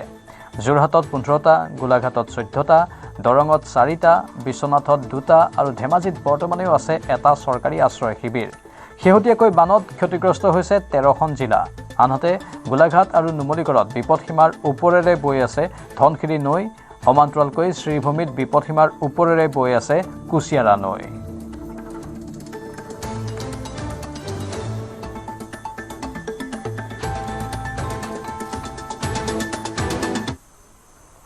শুকান ঠাইৰ অভাৱত পথৰ ওপৰতেই পাতিছে মৃতকৰ তিলনি। বানবিধ্বস্ত নুমলীগড়ৰ মৰঙীৰ পথৰ ওপৰতে তিলনি পাতিলে এটা পৰিয়ালে। ধনশিৰিৰ বাঢ়নী পানীয়ে প্লাবিত কৰিছে মৰঙীৰ বিস্তীৰ্ণ অঞ্চল। ঘৰ দুৱাৰ তথা খেতিপথাৰ জলমগ্ন হৈ পৰাত এতিয়া হাহাকাৰ লাগিছে অঞ্চলবাসীৰ মাজত। বানৰ মাজতে কৰদৈগুৰিত মৃত্যু হৈছিল এজন লোকৰ, কিন্তু শুকান ঠাইৰ অভাৱত পৰিয়ালটোৱে পথৰ ওপৰতেই পাতিলে তিলনি। নিশ্চয়কৈ নিকোচিষ্ট যি বান, সেই বানৰ এতিয়া মৰঙী মৌজাৰ লোকসকলৰ দুখ দুৰ্দশাৰ অন্ত নোহোৱা হৈছে। আৰু এই মুহূৰ্তত মই কৰদৈগুৰিত উপস্থিত আছো। কৰদৈগুৰিত মই এক পৰিৱেশ দেখুৱাবলৈ ক'ম। কৰদৈগুৰি এটা পৰিয়ালৰ নিজ পিতৃৰ যি তিলনি, সেই তিলনি এনেদৰে পথৰ কাষত পাতিবলগীয়া এক পৰিৱেশৰ সৃষ্টি হৈছে। কাৰণ যি বাসগৃহ আছিলে সেই বাসগৃহত এতিয়া ধনশিৰি যি বান, সেই বানে বুঢ়াই পেলাইছে। আৰু তাৰ ফলত এনেদৰে পথৰ কাষত তেওঁলোকে যি পিতৃৰ যি আজি তিলনি, তিলনি এনেদৰে পথৰ কাষত কৰিবলগীয়া এক পৰিৱেশৰ সৃষ্টি হৈছে। মই কথা পাতিব বিচাৰিম, মোৰ লগত এই পৰিয়ালটোৰ লোক আছে, মই কথা পাতিব বিচাৰিম কিয় এই পথৰ কাষত কৰিবলগীয়া হৈছে। হয়, আপোনালোকেতো নিশ্চয় দেখা পাইছে চাৰিওফালে আমাৰ যি পানী আগুৰি ধৰিছে। এই পানী আগুৰি ধৰাৰ কাৰণে দেউতাৰ যি কৰ্মভাগ, আমি সেই কৰ্মভাগ এনেধৰণে কৰিবলগীয়া হৈছে। কেতিয়াও ভবা নাছিলোঁ যে এনেকৈ কৰ্মভাগ যিদৰে কৰিম বুলি ভাবিছিলোঁ। প্ৰত্যেক পুত্ৰ এটাই বিচাৰে নিজৰ মাক দেউতাক বা স্বৰ্গগামী হ'লে যিদৰে কৰ্মভাগ কৰিব বিচাৰে, তথাপিও আমি সেইদৰে কৰিব পৰা নাই। সকলো মৰঙীবাসী জ্ঞাত আমাৰ দেউতা কেনেকুৱা এজন মানুহ আছিলে। নকলেও মই ওৰফে নামটো কৈ দিছোঁ, আমাৰ দেউতাৰ নামটো শ্ৰী পূৰ্ণেশ্বৰ দত্ত। তেওঁ সেই বিদায়ভাৱে আমি কৰ্মভাগৰ কাৰণে বহুত দুখিত। যেনেকৈ কৰিম বুলি ভাবিছোঁ তেনেকৈ কৰিব নোৱাৰিলোঁ। কি কৰিব, প্ৰকৃতিৰ যি কালস্বৰূপ, হয়তো প্ৰকৃতিয়ে বাধা দিছে নে কি আমি নাজানো। আমি এনেকৈ কৰিব পাৰে। হয়, নিশ্চয়কৈ চকুত চকু পানী এই মুহূৰ্তত, কাৰণ তেওঁলোকৰ নিজৰ ঘৰখন বৰ্তমান বানৰ কবলত পৰিছে আৰু তাৰ বাবেই নিজ পিতৃৰ আচলতে যি কৰ্ম, সেই কৰ্ম তেওঁলোকে যেনেদৰে আয়োজন কৰিম বুলি ভাবিছিলে তেনেদৰে আয়োজন কৰিব পৰা নাই। আৰু তাৰ পানীৰ বাবে আচলতে পুনৰ মোৰ কেমেৰা খতিত সেই সামগ্ৰিক পৰিৱেশটো দেখিবলৈ কম। পৰিয়ালৰ লোকৰ মাজত এতিয়া চকুত চকু পানী, কাৰণ নিজ পিতৃ যি কৰ্ম আছিলে বা যি তিলনি আছিলে, সেই তিলনি এতিয়া এনেদৰে পথৰ কাষত কৰিবলগীয়া হৈছে। আৰু অতি দুখৰ কথা বুলি এই মুহূৰ্তত ক'ব লাগিব, কাৰণ সমগ্ৰ অঞ্চলটো যিহেতু এতিয়া বানৰ কবলত পৰিছে আৰু বহু লোক এতিয়াও ঘৰৰ ভিতৰত আবদ্ধ হৈ আছে। মোৰ লগত আৰু এজন দাদা আছে, যদি মই সম্ভৱ হয় কথা পাতিব বিচাৰিম। কি ক'ব, কিয় আজি আজি এই পৰিৱেশ আপোনালোকে নিশ্চয় দেখিছেই। আজি দেউতা ঢুকুৱা 3 দিন হ'ল। আজি 3 দিনৰ কাৰ্যসূচী আমি তিলনি ভাগ নিজৰ দেউতাৰ আমাৰ ঘৰৰ চোতালত পাতিম বুলি কালিলৈ সন্ধিয়ালৈকে আমি বাঁহ চাহ কাটি ৰাইজে আহি ৰভা দিম বুলি বহি আছিলে। কিন্তু কালি সন্ধিয়াতে গোটেই পানী আগুৰি ধৰিলে। এতিয়া উপায় নাই, আমি পথৰ কিনাৰতে তিলনি ভাগ আমাক কৰিবতো লাগিবই। এই কৰ্মভাগ কৰিছোঁ আৰু প্ৰকৃতিৰ কিনো দুখ নাজানো। আৰু আমাৰ দেউতা এজন নামী মানুহ আছিলে, এজন শিল্পী আছিলে, এজন নামঘৰীয়া আছিলে আৰু এজন নামতিও আছিলে। ইমানখিনি ধৰ্মভাগী মানুহৰ কৰ্মত যে এনেকুৱা হ'ব আমি আচলতে ভবাও নাছিলোঁ। বৰ দুখৰ বিষয়। আৰু নুমলীগড়ত অপৰিৱৰ্তিত হৈ আছে বান পৰিস্থিতি। কেইবাটাও অঞ্চল এতিয়াও বানৰ কবলত। কৰ্দৈগুৰিত 2 দিন ধৰি পানীৰ মাজত আবদ্ধ হৈ আছে জ্বৰত আক্ৰান্ত মহিলা।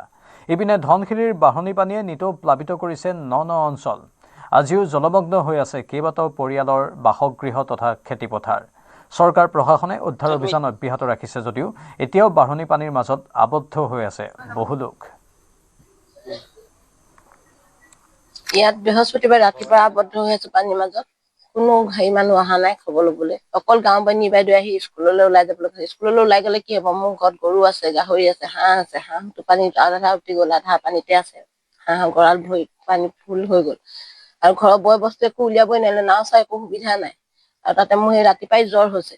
এই জ্বৰ এতিয়া তেনেকেই ঘৰতে পানীৰ মাজত সোমাই আছে। ওচৰৰ ল'ৰা এজনে কালি ভাত চব্জি সিহঁতক গপাই দিলে, নহ'লতে উলিয়াই থিয় পানীৰ মাজতে খালো। আৰু ভৰিকেইটা এনেই পানীতে আউডালি আৰু বিচনা পিঠি শুই আছো। তাৰ মাজতে ৰাতি আকৌ মানুহে ফোন কৰিছে যে হাতী আহিছে আপোনালোকৰ ফালে ৰাস্তাই ৰাস্তাই। কোনফালে যাম আৰু কাটি দিছে লাইনটো কালি। ইফালে বানৰ পাছত এতিয়া কৃষকৰ হাহাকাৰ। পলসে পুতি পেলাইছে গোলাঘাটৰ বালিজানৰ ধাননি পথাৰ। বাঢ়নী পানীয়ে মথাউৰি ছিগি বিস্তীৰ্ণ কৃষিভূমি প্লাবিত কৰি পেলোৱাৰ পিছত এতিয়া হাহাকাৰ কৃষক ৰাইজৰ। ইপিনে কৃষকক সকাহ দিয়াৰ বাবে সংশ্লিষ্ট বিভাগে কোনো ধৰণৰ পদক্ষেপ নোলোৱাৰ অভিযোগ উঠিছে। এই বালিজান নদীখন নগা পাহাৰৰ পৰা বৈ আহিছে। নগা পাহাৰৰ পৰা আমাৰ ইয়াৰ পৰা নগা পাহাৰলৈ প্ৰায় 3 কিলোমিটাৰ।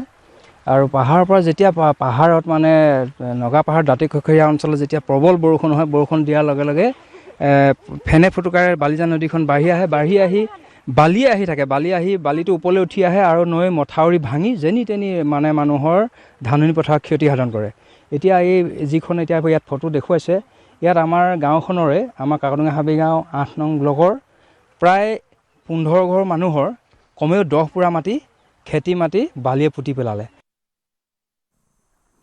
শিৱসাগৰৰ এটা ঐতিহাসিক কীৰ্তিচিহ্ন যিকোনো মুহূৰ্তত দৰিকা নৈত জাহ যোৱাৰ উপক্ৰম হৈছে।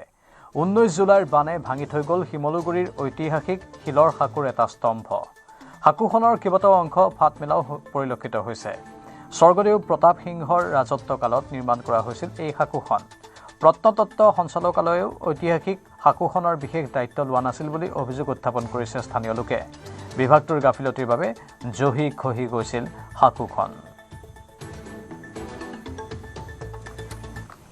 যিকোনো মুহূৰ্তত দৰিকা নৈত জাহ যাব স্বৰ্গদেউ প্ৰতাপ সিংহৰ ৰাজত্ব কালতেই দৰিকা নৈৰ ওপৰত নিৰ্মাণ কৰা ঐতিহাসিক শিলৰ সাঁকো 1603 পৰা 1641 খ্ৰীষ্টাব্দলৈ স্বৰ্গদেউ প্ৰতাপ সিংহৰ ৰাজত্ব কালত দৰিকা নৈৰ ওপৰত এয়া শিমলুগুৰিত দৰিকা নৈৰ ওপৰত নিৰ্মাণ কৰা হৈছিল এইখন শিলৰ সাঁকো এই শিলৰ সাঁকোখন সেই সময়ত আছিল যোগাযোগৰ অন্যতম স্থল কিন্তু এতিয়া যদি আপুনি চাই যে এই যেটো বান আহিছিল এই বানে এই যিখন শিলৰ সাঁকো স্বৰ্গদেউ প্ৰতাপ সিংহৰ দিনতেই নিৰ্মাণ কৰা এই যিখন শিলৰ সাঁকো এই শিলৰ সাঁকোখন এক প্ৰকাৰ ধ্বংস কৰি থৈ গ'ল এই খুঁটাটো আপুনি দেখা পাইছে এই ফালৰ পৰা যদি আপুনি চাই এইটো শিলৰ যেটো স্তম্ভ 2 নম্বৰ যেটো স্তম্ভ সেই 2 নম্বৰ স্তম্ভটো সম্পূৰ্ণৰূপে খহাই থৈ গৈছে আৰু এজাক যদি পানী আহিবলৈ হয় আৰু এজাক যদি বান আহিবলৈ হয় তেনেহলে যিকোনো মুহূৰ্তত কিন্তু এই শিলৰ সাঁকোখন সম্পূৰ্ণৰূপে দৰিকা নদীত জাহ গুচি যোৱাৰ সম্ভাৱনা আছে এতিয়া কথাটো হ'ল যে 31.80 মিটাৰ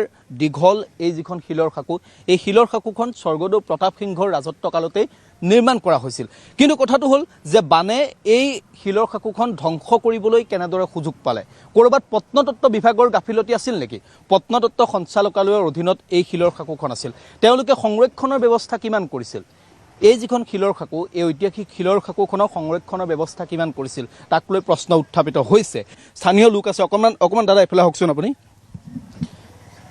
এখন দাদা পানীতে খহিছে পানীত খহিছে হয় ইয়াৰ আগত পানীত বাৰু খহিলে পানীয়ে খহাই নিছে বহুত বস্তু খহাই নিছে আগত এই সাঁকোখনৰ কিবা সংৰক্ষণৰ ব্যৱস্থা কৰিছিল নে বিভাগে তেনেধৰণে কৰা নাই এতিয়া এইটো এই ব্ৰিজখন যেতিয়া বনাইছিলে এইটো খহাই লৈ গ'ল সম্পূৰ্ণ আগতে এইটো ৰাস্তাত গাড়ী চলাচল কৰিছিলে তাৰপিছত এইবোৰ ক'ত মাটি চাটি একো নিদিলে এইটো একো নেমাৰিলে সিহঁতে এইটো খহাই দিয়ে এই ব্ৰিজখন বনাওঁতে এইটো খহাইছিলে হয় তেতিয়া তাৰপিছতো একো নকৰিলে মানে ইয়াত এই বেনাৰখন লগাই তেওঁলোকে থৈ গ'ল আৰু একো নকৰিলে যদি ইয়াক যদি দায়িত্ব যদি ভালকে ল'লে হ'লে হয়তো পানীয়ে খহাব নোৱাৰিলে কথাবোৰ এইটোৱেই যে যদিহে বিভাগটোৱে দায়িত্ব ভালকে ল'লে হ'লে তেনেহ'লে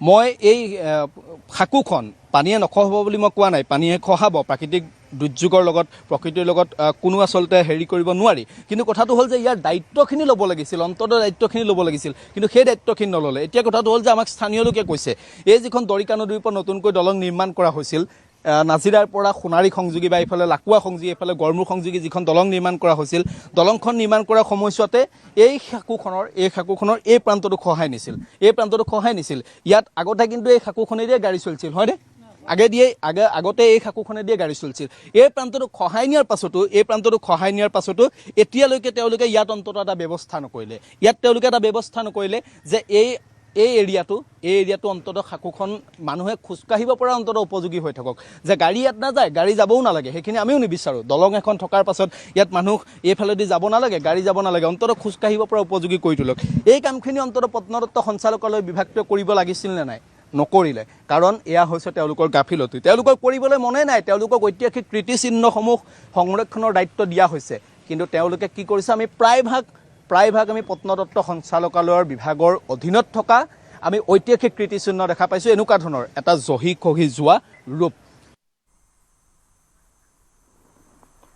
আজিও দৰিকাৰ বানত প্লাবিত হৈ আছে শিৱসাগৰৰ বেতনীপাম ভাধৰা আদি অঞ্চলসমূহ বাসগৃহসমূহৰ ভিতৰত এতিয়াও একাঠু এককাল পৰ্যন্ত পানী 21 দিনে বানত ককবকাইছে শতাধিক পৰিয়ালে 20 দিনৰো অধিক পানীৰ তলত থকাৰ ফলত বিস্তৰ ক্ষয়ক্ষতি হৈছে পৰিয়ালকেইটাৰ ইপিনে বানত ককবকাই থকাৰ পিছতো কেইবাটাও পৰিয়ালে 15,000 টকাৰ এককালীন সাহায্যৰ পৰা বঞ্চিত হোৱাৰ অভিযোগ উঠিছে এফালে বানৰ তাণ্ডৱ আনফালে চোৰৰ উপদ্ৰৱ বানৰ মাজতে কেইবাটাও পৰিয়ালত চোৰে চলালে চাফাই অভিযান বান পীড়িতৰ ঘৰত প্ৰৱেশ কৰি চোৰে নিলে কাঁহৰ বাচন বৰ্তন আজি 8 আগষ্ট শিৱসাগৰৰ দৰিকাৰ বানপানীয়ে আজিও বহু অঞ্চল তথা গাঁও প্লাবিত কৰি ৰাখিছে তাৰ ভিতৰত এখন হ'ল শিৱসাগৰৰ বেতনীপাম অঞ্চল আৰু ইয়াত এই অঞ্চলটো পানীত ডুবি থকা আজি 20টা দিনত ভৰি দিলে একেই অৱস্থা মই দেখুৱাইছো এতিয়াও ঘৰৰ ভিতৰত এককাল পৰ্যন্ত পানী যি ধৰণে তেওঁলোকে আশা কৰিছিলে মুখ্যমন্ত্ৰীয়ে ঘোষণা কৰা অনুসৰি তেওঁলোকে যি ধৰণে 15,000 টকা প্ৰথম এককালীন সাহায্য পাম বুলি আশা কৰি আছিলে, কিন্তু সেয়া লাভৰ পৰাও এইসকল পৰিয়াল বঞ্চিত হৈছে। আজিলৈকে তেওঁলোকৰ একাউণ্টত ফুটা কৰি এটাও সোমোৱা নাই। মই আপোনাৰ ওচৰলৈ আহিছোঁ, এই সময়ছোৱাত কেনেকুৱা ধৰণৰ ক্ষয় ক্ষতি হ'ল আৰু গোটেই পৰিৱেশটোৰ বিষয়ে অকণমান জানিব বিচাৰিম। আজি আমি 20 দিন হৈ গ'ল পানীৰ মাজত থকা। আমি 12-15 দিন মথাউৰিত থাকিলোঁ, ঘৰটোত আহিলোঁ। তাৰপৰা আমি ৰেচন পাতি পাব্লিকৰ পৰা যিমান পাইছোঁ ছাপোৰ্ট পাইছোঁ, চৰকাৰৰ পৰা আমি তেনেকুৱা ছাপোৰ্ট পোৱা নাই। চৰকাৰ মুখ্যমন্ত্ৰী কিটটো দিছে, কিন্তু 15,000 টকা যিটো সাহায্য ঘোষণা কৰিছে তাতে বহুত বিসংগতি দেখা গৈছে। কোনোবাই পাইছে, এইটো কোৱা নাই পোৱা বুলি, কিন্তু আমি দিছোঁ, আমাৰ এতিয়ালৈকে একো পোৱা নাই। ৱাৰ্ড মেম্বাৰক যোগাযোগ কৰিছোঁ, ৱাৰ্ড মেম্বাৰে ফোন ৰিচিভ নকৰে। তো গাঁওবুঢ়াক কৈছোঁ, গাঁওবুঢ়াই কৈছে হয় কিবা হ'ব। তো আমি তাৰ আশাত আছোঁ। আজি মোৰ ঘৰৰ এতিয়া মোৰ এখনো বিচনা নাই।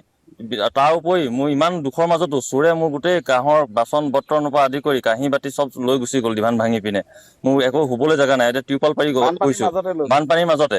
আহি ঘৰত সোমাই দেখিছোঁ যে মোৰ ডিভানত একো নাই। মোৰ বাঁহৰ বাচন বৰ্তন এই গোটেই এলেকাটোতো আমি আজি 65 ঘৰ বা 70 ঘৰ মানুহ আছোঁ।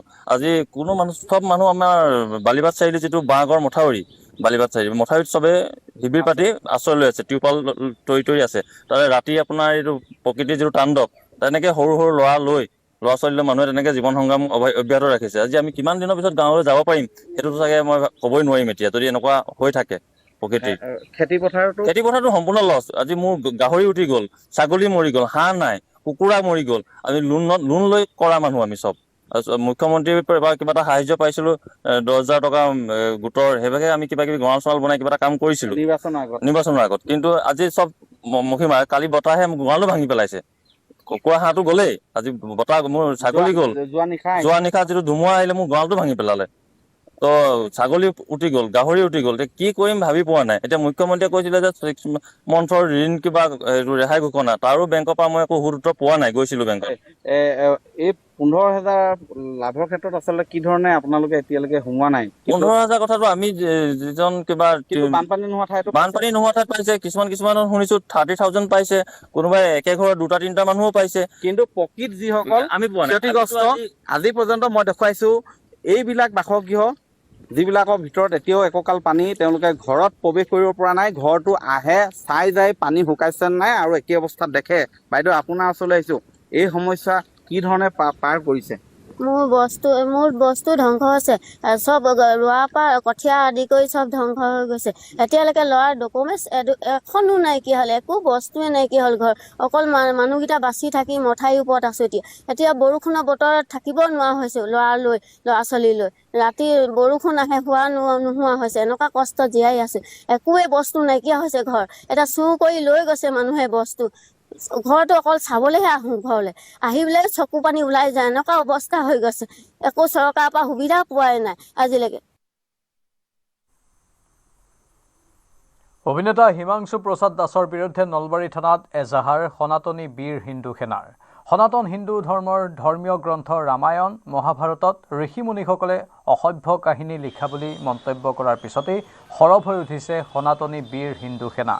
তথাকথিত অভিনেতা হিমাংশু প্ৰসাদ দাসে এক প্ৰকাৰৰ সনাতন ধৰ্মক অপমান কৰি সকলো হিন্দু মানুহৰ অন্তৰত আঘাত দিছে বুলি মন্তব্য কৰে সনাতনী বীৰ হিন্দু সেনাই। হিমাংশু প্ৰসাদ দাসক শীঘ্ৰে গ্ৰেপ্তাৰৰ দাবী জনাইছে সংগঠনটোৱে। তেওঁ জেহাদী মুছলমানৰ দ্বাৰা পৰিচালিত হিমাংশু প্ৰসাদ দাস, তেখেতে আমাৰ সনাতন ধৰ্মৰ ধৰ্মীয় গ্ৰন্থ আপোনাৰ ৰামায়ণ মহাভাৰতত আমাৰ ঋষিমুনিসকলে অশ্লীল অসভ্য ব্যৱহাৰ ভাষা কৰা বুলি তেওঁ সামাজিক মাধ্যমত প্ৰচাৰ কৰি আছে। ইয়াৰ উদ্দেশ্য হৈছে তেওঁ প্ৰতি বছৰে এখন লিখে, আপোনাৰ চিনেমা লিখে। চিনেমাখন ৰিলিজ হোৱাৰ আগে আমাৰ হিন্দু বিৰোধী তেওঁ মন্তব্য প্ৰদান কৰে।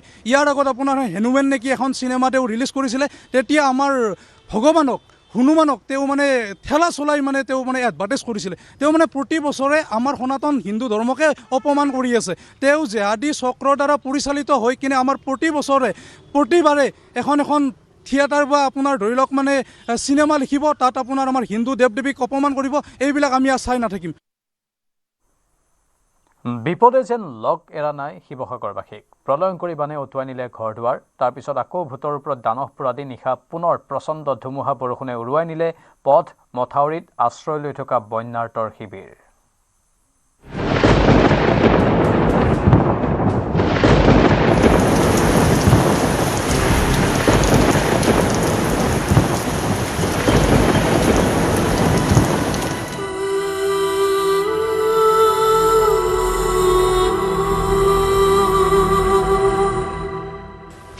একদম অৱস্থা বেয়া আমি অসুখীয়া মানুহ এতিয়া আমাৰ অৱস্থাটো এনেকুৱা আকৌ বৰষুণত সদায় তিতি তিতি বহিব লাগে বহি থাকিব লাগে তুমি শুবলৈ নাপালোঁ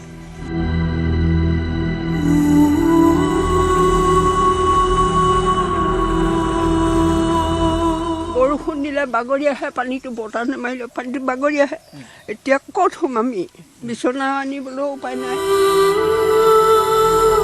বিচনা বোকাত পোত খালে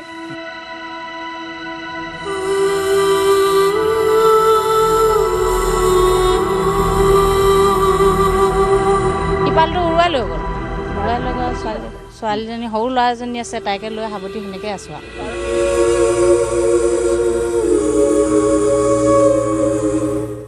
আমাৰ তিৰপালখনো উটুৱাই নিলে উৰে নিশা বৰষুণত তিতি থাকিলোঁ আমি এতিয়া কি কৰিম ক'লৈ যাম বৰষুণ বতাহত ওলাই যাবলৈ উপায় নাই নামিবও নোৱাৰোঁ কেনিবা যাবও নোৱাৰোঁ কি কৰিম এতিয়া এইদৰে কঁপি কঁপি থাকিলোঁ আমি বিপদে যেন লগ এৰা নাই শিৱসাগৰবাসী প্ৰলয়ংকৰী বানে উটুৱাই নিলে ঘৰ দুৱাৰ তাৰ পিছতো ভূতৰ ওপৰত দানহ পৰা দি নিশা পুনৰ প্ৰচণ্ড ধুমুহা বৰষুণে উৰুৱাই নিলে পথ মথাউৰিত আশ্ৰয় লৈ থকা বন্যাৰ্তৰ শিবিৰ ত্ৰিপাল তৰি আশ্ৰয় লৈ থকা বন্যাৰ্তৰ শিবিৰ ভাঙি চুৰমাৰ কৰিলে ধুমুহাই প্ৰচণ্ড ধুমুহাৰ পাছতে ওৰে নিশা বৰষুণত তিতি বুৰি কটালে বানপীড়িতই কালি বহু মানুহৰ শিবিৰত থকা বহু মানুহৰ এনেকুৱা এখন টিউপালৰ তলত থকা মানুহবোৰৰ কালি কিন্তু অৱস্থা সম্পূৰ্ণৰূপে বেয়া হৈ গৈছিল মই এটা পৰিয়ালৰ কাষলৈ আহিছোঁ এই পৰিয়ালটো কালি এখন টিউপালৰ তলতে আছিল এখন হৈছে টিউপালখন এয়া বৃদ্ধ ককা আইতা আছে তেওঁলোকৰ নাতি বোৱাৰী সকলোখিনি তেওঁলোকে এই টিউপালখনৰ তলতে আছে কাৰণ তেওঁলোকৰ ঘৰলৈ এতিয়াও সোমাব পৰা অৱস্থা হোৱা নাই টিউপাল উৰাই লৈ গৈছে এনেকুৱা কৰিছে এতিয়া কেনেকৈ থাকিলে আপোনালোকে টিউপাল উৰাই নিয়ে তুমি বহি একদম অৱস্থা বেয়া আমি অসুখীয়া মানুহ এতিয়া আমাৰ অৱস্থাটো এনেকুৱা আকৌ বৰষুণত সদায় তিতি তিতি বহিব লাগে বহি থাকিব লাগে তুমি শুবলৈ নাপালোঁ ভালকৈ শুবলৈ নাপাওঁ ইভাগে ঠিক পালোঁ খোৱা বোৱাটো খালি খোৱাটো অশান্তি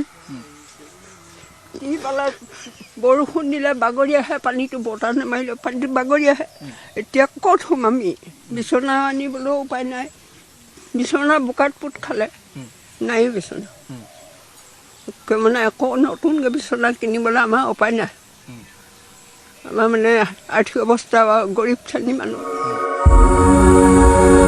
এয়া নাজিৰাৰ গড়মূৰৰ দৃশ্য অভিশপ্ত 19 জুলাইৰ পাছৰে পৰা এনেদৰে পথত এখন তিৰপাল তৰি আশ্ৰয় লৈ আছে নাতি বোৱাৰীসহ ককা আইতাই কিন্তু শুকুৰবাৰে নিশা অহা প্ৰচণ্ড ধুমুহা বৰষুণে উৰুৱাই নিলে একমাত্ৰ ত্ৰিপালখন ফলত উৰে নিশা তিতি বুঢ়ী মুকলি আকাশৰ তলতে বহি থাকিল 12 বছৰীয়া নাতিনী বোৱাৰী আৰু অসুস্থ ককা আইতাই বতাহত ল'ৰাজনী সাৱটি লৈ সেনেকৈ আছোঁ আৰু ভয়তে কি কৰিব উপায়টো নাই তললৈও যাব নোৱাৰোঁ কি কৰিব আৰু সেনেকৈ আছিলোঁ টিৰপালখন লৈ গ'ল টিৰপালটো উৰুৱাই লৈ গ'ল ছোৱালীজনী সৰু ল'ৰা এজনী আছে তাইকে লৈ সাৱটি সেনেকৈ আছোঁ আৰু সেইটো উপায় নাই কিমান দিন হ'ল আপোনালোকে এনেকৈ থকা 21 দিন হ'ল এতিয়াতো আপোনালোকতো যথেষ্ট ভয় লাগি আছে ইয়াত লাগিছে ভয়টো লাগিব কালি গাজনি ঢেৰেকনি বতাহ ধুমুহা বা ভয় লাগিছে এতিয়াতো উপায় নাই কি কৰিম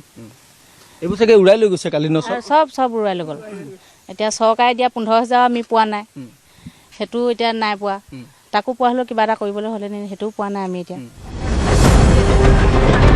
ইফালে বতাহ বৰষুণৰ ফলত ঠায়ে ঠায়ে প্ৰকাণ্ড গছ উভালি পৰাত পুনৰ শিৱসাগৰত ব্যাহত হৈ পৰিল বিদ্যুৎ সেৱা সমান্তৰালকৈ প্ৰবল বৃষ্টিপাতৰ ফলত কৃত্ৰিম বানত ভুৰ গ'ল শিৱসাগৰ আৰু নাজিৰাৰ বিভিন্ন অঞ্চল পানী শুকোৱা বহু পৰিয়ালৰ ঘৰত পুনৰ সোমাল পানী ফলত হাহাকাৰ পৰিৱেশৰ সৃষ্টি হয় বানাক্ৰান্ত অঞ্চলসমূহত শিৱসাগৰৰ পৰা প্ৰদীপ গগৈৰ সহযোগত ভিডিঅ' জাৰ্নেলিষ্ট প্ৰভাস সিঙৰ সৈতে বিক্ৰম বৰাৰ report news 18 Assam north east